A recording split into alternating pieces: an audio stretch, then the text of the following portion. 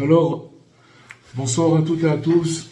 Avec l'aide de Dieu et votre permission, on va lire une lettre de Rabbi Nathan qui, j'espère, en ces jours difficiles, va nous donner de la force. Parce que, en fait, le principal dans la vie, c'est que tout ce qu'on peut passer, tout ce qui se passe, tous les événements, c'est d'arriver à toujours être connecté et à savoir, malgré les difficultés, que celui qui mène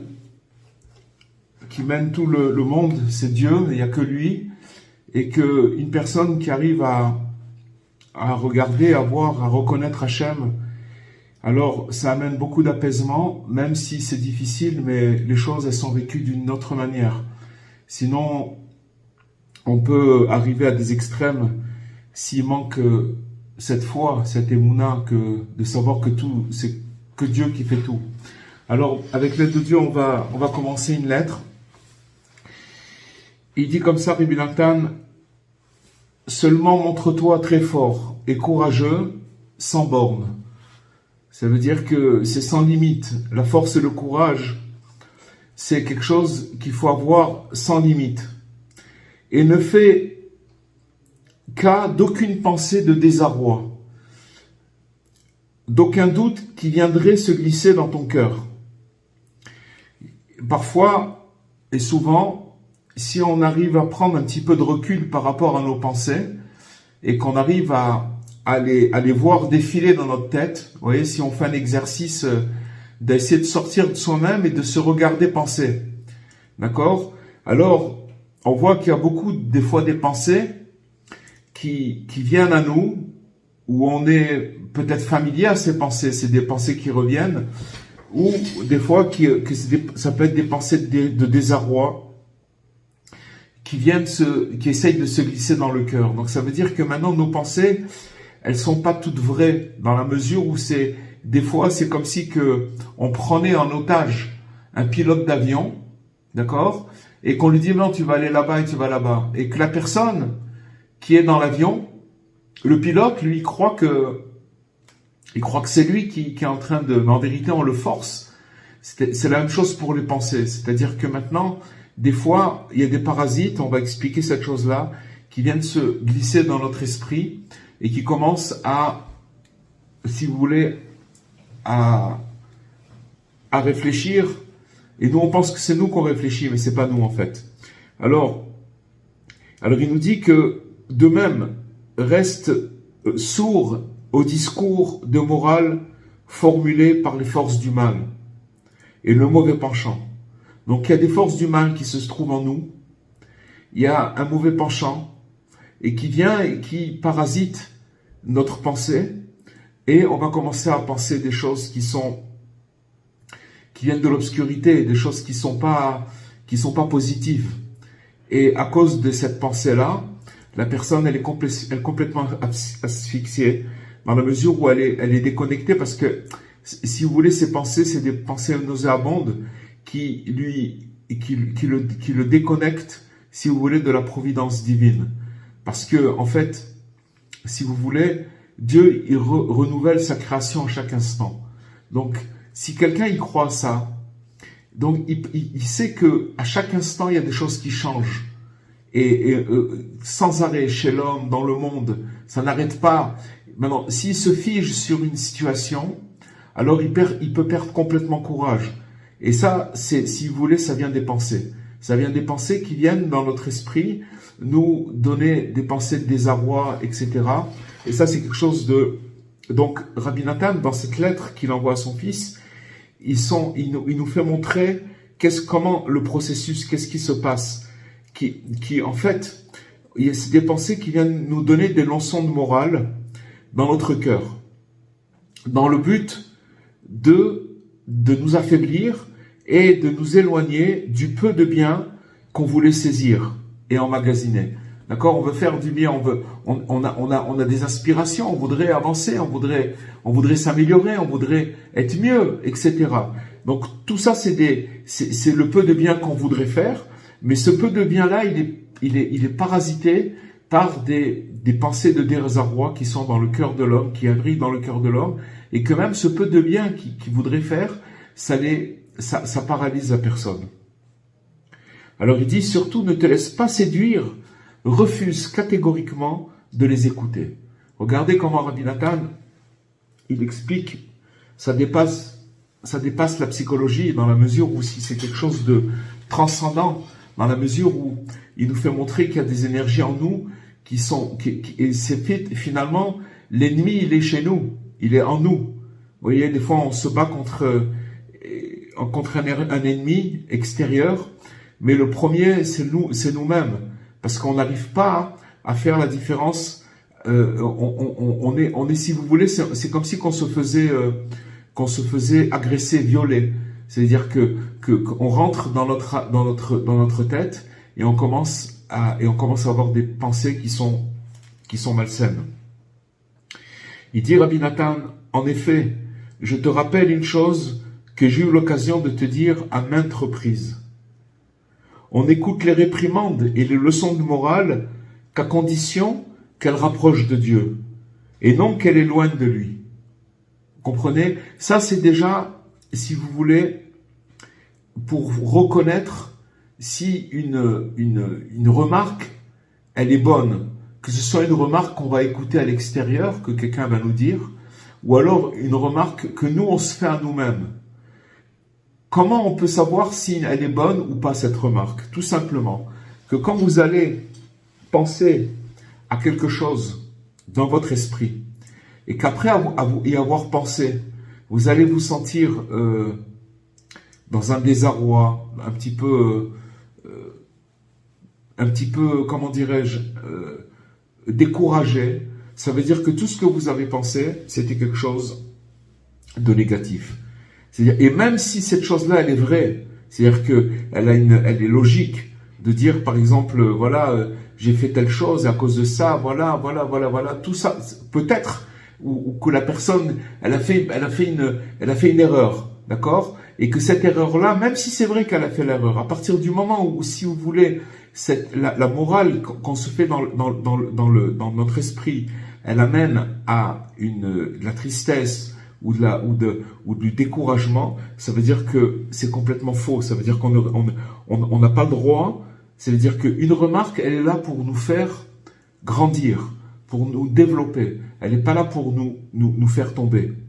Et donc, on va se rendre compte que finalement, vous voyez Rabbi Nathan, comment il parle à son fils, ça veut dire que maintenant, il faut essayer de comprendre que c'était des gens qui étaient très grands. Rabbi Nathan, son fils, et nous, on parle 200 ans après, ou 150 ans après ces lettres-là, et si vous voulez, c'est quelque chose d'actuel. Ça veut dire que il nous fait montrer dans cette lettre comment trouver cet ennemi. Cet ennemi, c'est ce qu'il y a en nous. C'est ces pensées qui viennent en nous et qui nous dérangent, qui nous découragent. Il dit Rabbi Nathan, en disant à son fils, te souviens-tu que j'étais entretenu de l'ouvrage qui s'appelle Les prémices de la sagesse, ça s'appelle en hébreu Reshit Chochma. C'est un livre de morale qui est assez ancien. Et il dit, et d'autres livres de morale qui réprimandent abondamment l'homme et parlent de lui de manière humiliante. Ça veut dire que c'est des trucs qui remettent les choses à leur place. J'ai alors insisté sur le fait que leur intention intégrale est uniquement de rapprocher de Dieu et non d'éloigner de lui. En vérité, il faut savoir que, si vous voulez, tous les livres de morale qui ont été écrits il y a des centaines d'années, si vous voulez, ils ont été écrits dans un but de rapprocher les gens de Dieu. Mais la génération, elle s'est beaucoup détériorée. Toutes les générations après se sont détériorées. Et le problème, c'est que le langage, il était mal compris, bien que l'intention, elle était bonne. Mais si vous voulez, on va interpréter les choses d'une manière qui est pas bonne et qui va nous faire peur. C'est pour ça que ces livres de morale, il faut, si vous voulez, les lunettes de Rabbi Nachman pour pouvoir les voir. Sinon, c'est quelque chose que brut comme ça peut faire peur. Ça peut faire peur et les gens ils peuvent s'éloigner à cause de ça. C'est pour ça que il dit Rabbi Nathan sur ces livres-là de morale que tout est vrai dedans, mais seulement l'intention elle était seulement uniquement de rapprocher les gens de Dieu, de leur Créateur. Ça veut dire quoi? Ça veut dire que maintenant, si je prends des livres que je ne comprends pas le langage, il faut que je m'abstienne et que je m'éloigne de ça parce que, si vous voulez, il faut des lunettes pour pouvoir les comprendre. Vous voyez, les enseignements de Rabbi Nachman, les enseignements de Rabbi Nathan, ce sont des enseignements qui, en même temps, si vous voulez, nous responsabilisent, mais en nous donnant une force et un dynamisme et envie d'y aller. On a envie. Pourquoi? Parce que, si vous voulez, le juste Rabbi Nachman, si vous voulez, il amène une bonne odeur aux âmes à qui il parle. Son enseignement, il a une bonne odeur. Donc, quand ça va arriver chez la personne, la personne va sentir qu'on l'encourage. Malheureusement, ici on utilise une langue d'il y a 200 ans et qu'on la traduit, ça peut faire très très peur. Donc c'est pour ça que tout le message, c'est d'arriver à encourager et encourager, ça veut dire de avoir envie à la personne d'avancer et de lui donner envie de pouvoir se réparer. Il nous dit aussi, Rabbi Nathan, que dans le même ordre d'idées, et plus généralement, il faut veiller continuellement à comprendre de soi-même qu'aucun éloignement ou négligence ne doit découler, à Dieu ne plaise, d'une réprimande ou d'un message de morale qui pénètre dans le cœur. Ça, c'est un truc, c'est une règle en or qu'il faut bien comprendre, que maintenant, quand on va entendre un message quel que soit le message, il faut savoir que ce message-là, il est faux. Vous voyez, par exemple, j'ai parlé avec une personne juste avant de commencer le Zoom, qui me disait, moi je suis très éloigné, je fais pas grand-chose, et à cause de ça, avec tout ce qui se passe et tout ça, est-ce que Dieu va me protéger? J'ai dit, t'as pris Dieu pour un businessman qui voit par rapport à ce qu'on fait ou ce qu'on fait pas, Dieu il scrute le cœur de chacun. Est-ce que parce qu'une personne elle fait beaucoup, alors elle va être plus protégée qu'une personne qui fait pas? C'est pas comme ça que ça marche. Et je lui ai expliqué que, en fait, ces idées-là, et c'est ce qui rejoint ce qui nous dit Rabbi Nathan, ces idées de croire que comme on n'est pas valable, alors on n'a pas de protection à cause de ça, c'est complètement faux. Ça s'appelle des idées de moralisation qui rentrent dans la personne et qui détruisent la personne complètement. Jusqu'à que la personne, à cause de ça, comme elle se voit pas bien, elle a un mauvais regard sur elle-même, alors à cause de ça, elle ne pourra pas avoir confiance en Dieu parce qu'elle croit que Dieu l'a abandonnée. Alors qu'au contraire, je l'ai dit à cette personne, plus une personne elle est éloignée, plus une personne elle est loin de son Père, plus Dieu il a encore une plus grande pitié pour cette personne-là. C'est normal. Alors que, si vous voulez, on nous a vendu une religion où plus on est pratiquant, alors plus on est, la pratique, c'est pas fait c'est pas du sport. D'accord? Ce qui est important, c'est d'arriver à la foi, à la connexion avec Dieu. Et la pratique, c'est pour nous amener à cette foi-là. Donc, il faut remettre les choses à leur place. En effet, il se peut que l'élan de morale et de réprimande ressenti par le cœur proviennent du côté de la sainteté. Donc maintenant, il y a des fois où, si vous voulez, on sent en nous, on est tout seul avec nous-mêmes, et on va commencer à sentir dans son cœur une morale, comme une réprimande. C'est comme si on recevait un message. Et maintenant, ce message-là, il vient du bon côté, d'accord? Puisqu'il est arrivé dans notre cœur. Et donc, pourquoi? Parce qu'on sait que la voix céleste, tous les jours, elle envoie des messages à tous les habitants de la terre, peu importe qui c'est, tout le monde reçoit des messages. Donc, seulement il y a des gens qui sont sensibles parce qu'ils cherchent à décrypter, et s'ils cherchent, alors ils vont recevoir des réponses. Il y en a qui n'entendent pas, mais en vérité, tout le monde reçoit des messages. Mais il faut savoir que quand ces messages ils arrivent, il y a des forces du mal qui se tiennent toujours contre l'homme en embuscade. Donc maintenant, on va recevoir, si vous voulez, un élan où finalement, c'est une énergie qui nous pousse à nous améliorer, à être mieux. D'accord? Parce qu'on veut se sentir mieux. Ok. Maintenant, cette énergie, elle rentre dans notre cœur et c'est une énergie sainte. Elle est bonne, cette énergie. Mais qui c'est qui se trouve en embuscade? C'est les forces du mal et qui viennent commencer à brouiller ce message et quand il rentre dans le cœur de la personne et qui va commencer à moraliser et à amplifier et à faire peur.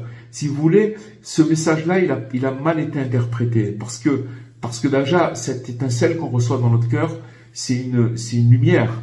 Et maintenant, cette lumière, quand elle arrive des fois dans notre cœur, le cœur, il est plein d'autres intentions, des peurs, des regrets, etc. Et tout ça se met ensemble. Et si vous voulez, les forces du mal, elles se trouvent en embuscade pour, après, changer l'idée. Ça veut dire, même si c'est une idée sainte, mais elle va angoisser la personne elle va s'éloigner à cause de ça. Donc, il nous dit que, en somme, dans chacune des pensées, il y a des paroles et des actions. On a la pensée, nos pensées, nos paroles et nos actions qui surviennent tous les jours dans la personne. Alors, il va cohabiter deux nuances et qui sont antagonistes. D'accord? D'abord, il va avoir un baume de vie, puisqu'en vérité, on a dit que cette étincelle, elle est valable, elle est sainte. Un baume de vie. Et en même temps, un poison mortel. Puisque maintenant, cette énergie, elle rentre dans le cœur de la personne, mais il y a le poison, ça veut dire c'est ces ennemis-là qui viennent pour rentrer en embuscade et brouiller ce baume de vie qui rentre dans la personne. C'est comme c'est marqué en hébreu, Samtem. Samtem, ça veut dire que vous mettrez mes paroles sur votre cœur. D'accord? C'est ce qu'on dit dans le schéma. Alors, de là, on déduit que si la personne, elle est méritante, alors ça va lui procurer un baume de vie, ça va lui donner la vie. Mais si elle n'est pas méritante, alors dans ce cas-là, alors c'est un poison mortel. Donc ce qu'on voit ici, c'est que maintenant, toutes les idées qui vont arriver chez nous, il faut faire très très attention d'où elles viennent. Si elles commencent à nous donner, à nous affaiblir dans notre morale, et dans notre façon de voir c'est-à-dire de nous décourager, alors il faut savoir que c'était un poison mortel, c'est un poison mortel. Et si c'est quelque chose qui nous donne de l'énergie, alors c'est un baume de vie. Donc il faut savoir que voilà, il y a deux forces qui sont antagonistes, et c'est deux nuances où il faut faire très attention quand les idées elles nous trottent dans l'esprit. Voilà, donc sinon c'est un poison mortel que Dieu préserve. C'est ainsi que les forces du mal inversent la plupart du temps les paroles du Dieu vivant. Donc elles inversent toujours ces forces du mal et s'emploient précisément par elles à éloigner et à faire trébucher le cœur de l'homme. C'est-à-dire que maintenant, si vous voulez, les forces du mal, elles ne peuvent pas rentrer comme ça chez l'homme. Elles se parasitent sur une bonne idée et elles vont commencer à éloigner la personne, à le faire trébucher son cœur. Que Dieu nous en préserve. C'est pourquoi il faut faire bien attention à ce phénomène.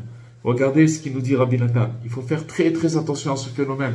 C'est quelque chose qu'on vit sans arrêt, tout le temps. Et c'est quelque chose que, justement, avec ce qu'on est en train de passer en ce moment, c'est vital.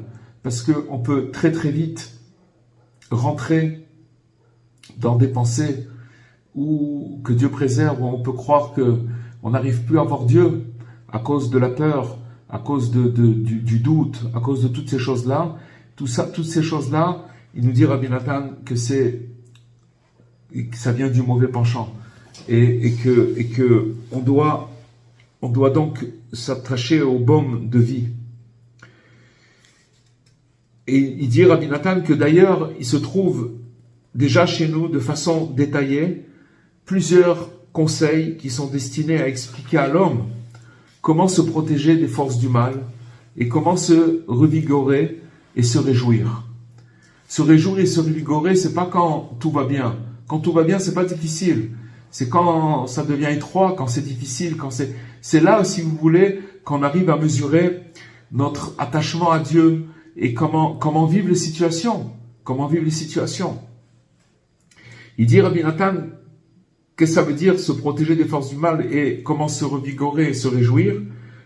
Il fait allusion en particulier à la leçon merveilleuse qui est très élevée et très impressionnante qu'a dévoilé notre maître, Rabbi Nachman, Lumière des Lumières, et qui est intitulée Azamra, je chanterai, qui est dans la leçon 282, la leçon très connue de chercher le bien chez nous et chez les autres.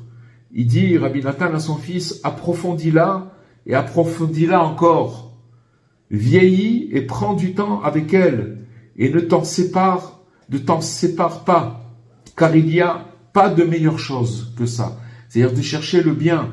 Le bien, c'est finalement s'attacher au baume de vie. Si vous voulez, les pensées dont on parlait tout à l'heure, c'est de nous faire montrer les choses, le mal qui est en nous, le mal qui est chez les autres, le mal, il ne nous intéresse pas. Ce qu'on cherche, c'est le bien. Avec l'aide de Dieu, avec ce qu'on est en train de vivre maintenant, que apparemment on peut croire que c'est quelque chose de mal, mais en vérité, c'est pour amener un éveil de conscience dans le monde entier, où à la fin, les gens, dans cette situation-là, ils vont reconnaître Hachem, et tout le monde va proclamer le nom de Dieu, toute l'humanité, jusqu'à que les choses, que le Messie viendra et il va se dévoiler. Pour l'instant, on est on est complètement voilé et on voit pas on comprend pas ce qui se passe. Mais une chose qui est sûre, c'est ce qu'il nous dit Rabbi Nathan ce soir, c'est que il faut regarder le bien, il faut s'attacher au bien, d'abord chez nous. C'est-à-dire, et comment s'attacher au bien? C'est qu'on a des pensées en boucle qu'on n'arrive même pas à identifier tellement elles sont huilées, comme on dit. On sait pas, alors que là, Rabbi Nathan nous dit fais attention à ce qui rentre dans ta tête et ce que tu penses. Et c'est des pensées qui affaiblissent l'homme, la personne, l'être humain. C'est ses pensées, c'est rien d'autre que ses pensées. Et veille à ce que cette marche à suivre semble à tes yeux nouvelle, chaque jour sans exception. Je t'en rappelle les grandes lignes. D'abord, il faut se considérer à chaque jour comme si l'on était loin de Dieu. Tout comme la terre est distante du ciel. En vérité, se considérer, ça ne veut pas qu'on n'est pas, alors on se considère. C'est véritablement, on est très très très très loin. C'est-à-dire que si on prenait conscience où on est par rapport à l'infini de Dieu, on ne peut même pas imaginer. Mais de prendre conscience qu'on est loin de Dieu comme la terre est distante du ciel. Ensuite, sur la base de cette constatation même, ça veut dire de savoir qu'on est très très loin de Dieu, il faut ranimer et réjouir sa personne du fait que malgré un éloignement aussi démesuré, il existe encore une petite partie de moi dans laquelle je ne suis pas un impie. Ça veut dire que je suis quelqu'un de... Il y a des parties de moi où je suis bien. D'accord? C'est ça qu'il faut regarder. Et je possède même aussi quelques points positifs provenant des commandements impressionnants que nous accomplissions quotidiennement. Heureux sommes-nous, comme notre part est bonne, si nous n'étions venus au monde que pour entendre cet enseignement, cela nous aurait suffi. Parce qu'en fait, l'enseignement qui ramène ici Rabbi Nathan et qui nous explique par rapport à la pensée, par rapport aux pensées qui viennent et qui cassent le moral de la personne et qui nous explique ici que c'est les forces du mal. Alors, c'est quoi les forces du mal? C'est de regarder le mal, tout simplement. Ça veut dire que c'est de regarder, d'arrêter de regarder le mal. Ce soir, c'est l'anniversaire, la Iloula de Rav Levi Yitzhak de Berdichov, qui était en fait qui était dans la même génération que Rabbi Nachman. Ils vivaient dans le même, ils se sont connus. Et le Rav Levi Yitzhak de Berdichov, sa particularité, c'est qu'on l'appelait l'avocat du peuple. C'est-à-dire que dans chaque situation, il cherchait un prétexte pour défendre le peuple. Un exemple, puisque ce soir c'est Saïdoula, que son mérite nous protège. C'était juste avant le jour de Kippour, donc il arrive le soir juste avant la Kol Nidre, avant le début de la prière de Kippour le soir. Et avant de rentrer dans la choule, il a dit: mon Dieu, tant que tu ne me promets pas que tu as pardonné à tout le monde, je ne rentre pas pour faire la prière de Kol Nidre. Quand tu me diras, alors là je rentre et je commence la prière de Kippour. Mais tant que tu ne m'as pas dit que tu as tout pardonné, il parlait avec Hachem comme ça. Ou alors si par exemple quelqu'un, il trouvait quelqu'un dans la rue en train le Shabbat, en train de fumer un cigare, alors il lui disait: mais tu sais qu'on ne peut pas fumer le Shabbat. Rav Levi Yitzhak, il lui disait à cette personne. Et la personne dit: oh ouais, je sais qu'on n'a pas le droit de fumer. Alors qu'est-ce qu'il disait Rav Levi Yitzhak de Berdichov? Il disait: au moins cette personne elle est honnête. Elle sait que ces trucs, elle est honnête. Elle sait, c'est pas quelqu'un de menteur. Elle sait que c'est. Alors chaque fois il cherchait le bien, parce que quand on cherche le bien, alors toutes les choses elles se rétablissent. Le bien, ça commence par nos pensées. Qu'est-ce qui va se passer dans notre esprit? Comment je vais réfléchir et comment, si vous voulez, toute la morale qui va entrer dans mes pensées, est-ce que c'est une morale qui va me donner envie de me lever, de faire et d'avancer? C'est un moteur. Quand quelqu'un il a envie, alors il a un moteur. Il arrive à porter le poids, il arrive à. Mais si son esprit il ressasse des mauvaises pensées, alors non seulement il n'y a pas de moteur, mais il ne peut pas avancer. Il reste, il peut pas, c'est pas possible. Voilà les amis, ce qu'on aurait pu dire ce soir. on a besoin de bonté divine avec tout ce qui se passe, et que le mérite de notre étude, elle amène un apaisement, et que toutes les choses elles s'arrangent, Bezrat Hashem, et qu'on arrive à recevoir le Mashiach, Bezrat Hashem, très très bientôt. Voilà, si vous avez des questions. Amen. Amen, merci beaucoup. Merci de nous avoir rappelé aussi que c'était la Ilola de Rabbi Levi Yitzhak de Berditchev. Ouais. On n'était plus dans le coup là. Très très bon. Bezrat Hashem. Merci beaucoup. Bezrat Hashem, écoutez, qu'on a réussi à faire, malgré toutes ces circonstances, il faut continuer il faut continuer à faire ce qu'on fait, ce qu'on a commencé, à savoir continuer malgré tout. Et Baruch Hashem, et c'est ça qui amène un petit peu qui nous remet les choses à leur place, Bezrat Hashem, de voir la bonté d'Hashem, et qu'on puisse continuer à étudier les enseignements de Rabbi Nachman et à les propager dans le monde, Bezrat Hashem. Voilà les amis. Merci à tous nos élèves fidèles. Merci. Merci à tous. Et alors à très bientôt. Merci. Shavua Tov. Au revoir.